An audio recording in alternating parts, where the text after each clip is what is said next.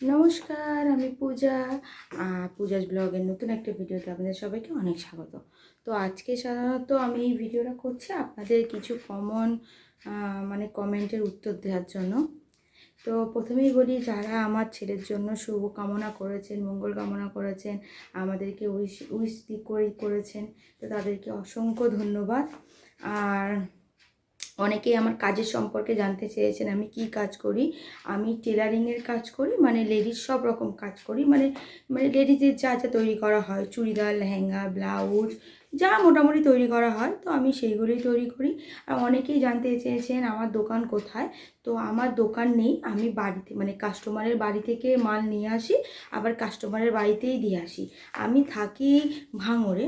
আর আমি মানে যেসব জায়গা থেকে মাল নিয়ে আসি সেগুলো হচ্ছে, মানে যারা নিউ টাউন চেনেন, New Town, Salt Lake, VIP, Kestopur, Baguiati, airport, মানে কলকাতা যে এয়ারপোর্ট, 1 নম্বর যে এয়ারপোর্ট সেই দিকে, তারপরে আপনার ফুলবাগান, রাজাবাজার, এই দিকে আমি কাস্টমারদের বাড়িতে, আমার এইদিকে সব কাস্টমার আছে, তো আমি এইদিকে কাস্টমার বাড়ি থেকে মাল নিয়ে আসি, আবার মাল যখন হয়ে যায় তখন গিয়ে দিয়ে আসি। তো এভাবেই আমি কাজ করি।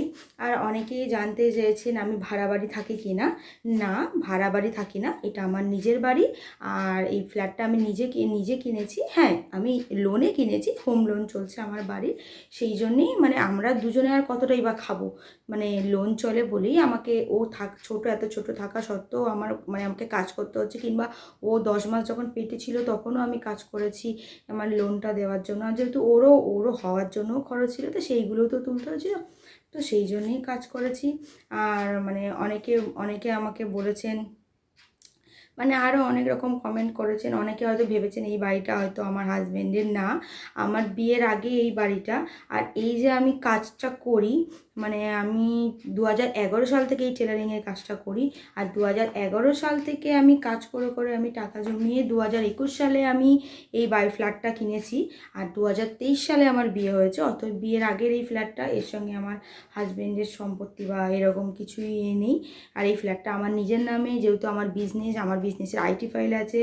তো এই ফ্ল্যাটের মানে যে হয়তো যারা ভাবছেন যে না, এই ফ্ল্যাটটা আমার নিজের নামেই লোন চলছে যেহেতু, আর এই ফ্ল্যাটটার মানে টাকাটা আমি অনেক কষ্ট করে জমিয়ে আর এই ফ্ল্যাটটা কেনার পেছনে কারোর কোনো রকম কন্ট্রিবিউশন নেই। ফ্ল্যাটটা সম্পূর্ণ আমি নিজের টাকায় কিনেছি। হ্যাঁ, আর আমি যে স্কুটিটা চালাই, সেই স্কুটিটার টাকাটা কি মানে 40,000 টাকা মতন আমার বাবা আমার নামে ছোটোবেলা একটা এলআইসি করেছিল, সেই এলআইসির টাকাটা উঠেছিল, তো ওই এলআইসির টাকাটা আর বাদ বাকি টাকাটা দিয়ে আমি ওটা ক্যাশে কিনেছি, এইটুকুই যা। আর বর্তমানে আমি এই কাজটাই করছি। হ্যাঁ, এই 1 মাস আমি কাজ করিনি, মানে যেহেতু এক মাসে আমাদের যেহেতু আতুর থাকে, তো 1 মাসে কাজ করতে নেই, কারণ সবাই মানে, তো আমি অতটাও মানি না, কিন্তু অনেকেই মানে যে আতুর থাকলে তো কোনো সেইখান থেকে যদি কোনো জিনিস আসে সেটা কোনো শুভ কাজে পড়তে নেই। তো এই কারণে আমি 21 দিন কোনো রকম মেশিন চালাইনি, তারপর থেকে আমি মেশিনের কাজ করছি। আর এখন তো আপনারা দেখতে পাচ্ছেনই যে আমি সম্পূর্ণ মানে যাচ্ছি কাস্টমার বাড়িতে, মাল নিয়ে আসছি। তো এইভাবেই চলছে, আশা করি এইভাবেই আপনারা সাপোর্ট করেন। হ্যাঁ, আমি কিন্তু ফেসবুক থেকে বা ইউটিউব থেকে কিন্তু এখনও পর্যন্ত কোনো রকম টাকা পয়সা পাই না। তো এটা ভাবার কোনো কারণ নেই যে আমি এখান থেকে প্রচুর টাকা পেয়ে যাচ্ছি বা কিছু।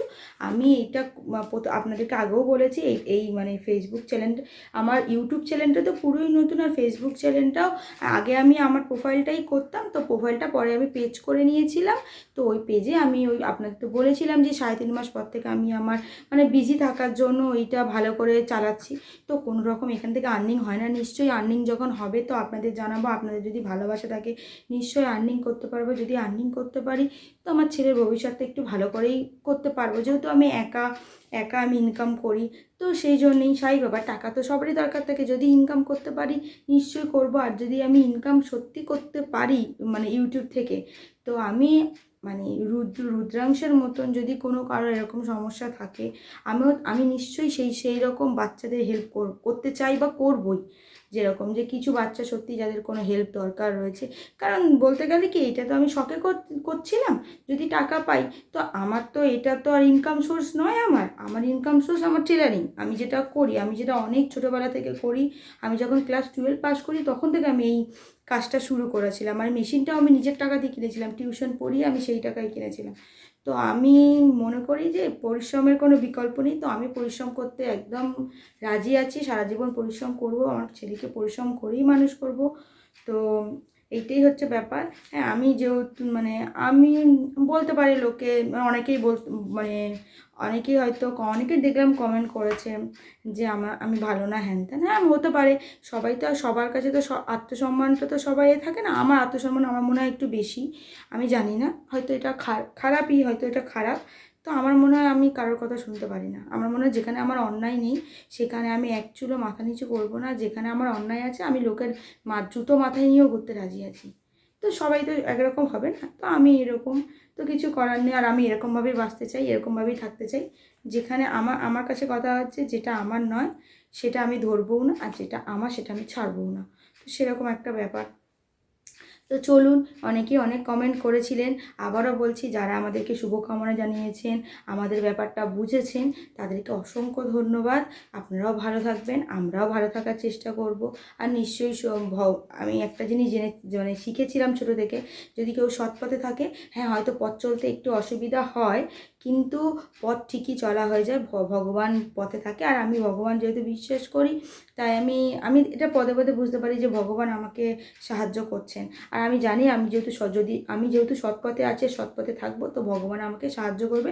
হ্যাঁ, হয়তো খুব বেশি ভালো লাইফস্টাইল আমি পাবো না, আমারও অত লাইফস্টাইল মানে অত হাইফাই লাইফস্টাইলের কোনো রকম ইচ্ছাও নেই, কারণ আপনারা আমাকে দেখলেই হয়তো বোঝেন যে আমি খুব নর্মালি ঘরের মানুষ, আর খুব নর্মালভাবে খুব পরিশ্রমভাবে আমি আমার জীবনটা তৈরি করেছি, আর আমি সেইভাবেই চলতে চাই।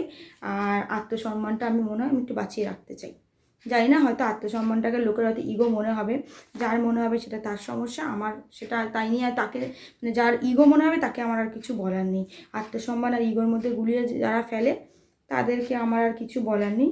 তো ভিডিওটা আজকে এখানেই শেষ করলাম। সবাই খুব ভালো থাকবেন, সুস্থ থাকবেন, সবার সুস্থ কামনা আমিও করি, আমার বাচ্চার তরফ থেকেও সবার সুস্থ কামনা করি। ভালো থাকবেন, সুস্থ থাকবেন, দেখা হবে নতুন একটা ভিডিওতে। আর আপনারা এরকম ভালো ভালো কমেন্ট করবেন, আমি আপনাদের কমেন্টগুলো সবগুলোই পড়ার চেষ্টা করি, ঠিক আছে? হয়তো অনেক সময় পড়তে পারি না, ছোটো বাচ্চা তো, একে নিয়ে আমি ভিডিও করি খুবই কষ্টে, মানে খাওয়ার টাইমে থাকে না, যখন বেস্ট ফিট করে তখন আমি বসে বসে ভিডিওগুলোকে এডিট করি। অনেক সময় আপনারা এর আওয়াজও শুনতে পাবেন, মানে ছোটো বাচ্চা তো কুই কুই কুই কুই করে, তো ওই রকমভাবেই মানে থাকে না, টাইম থাকে না, ঘরে এত কাজ থাকার পরেও ভিডিওটা ভালো লাগে বলে আগে এমনি মানে বিজি থাকার জন্য করেছিলাম, এখন এটা একটা ভালোবাসায় পরিণত হয়েছে, সবাই এত সাপোর্ট করে।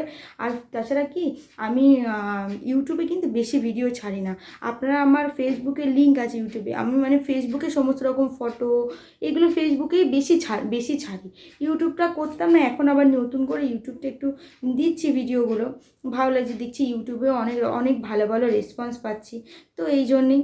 তো যদি ইচ্ছা হয় আমার ফেসবুকটা গিয়ে একবার দেখতে পারেন, ইউটিউবেই ফেসবুকের লিঙ্ক দেওয়া রয়েছে, ওখানে দেখে আসতে পারেন। ওখানে আমার ছেলের সমস্ত রকম ছবি, ফটো, আরও অনেক বেশি কিছু ওখানে আপলোড করা থাকে।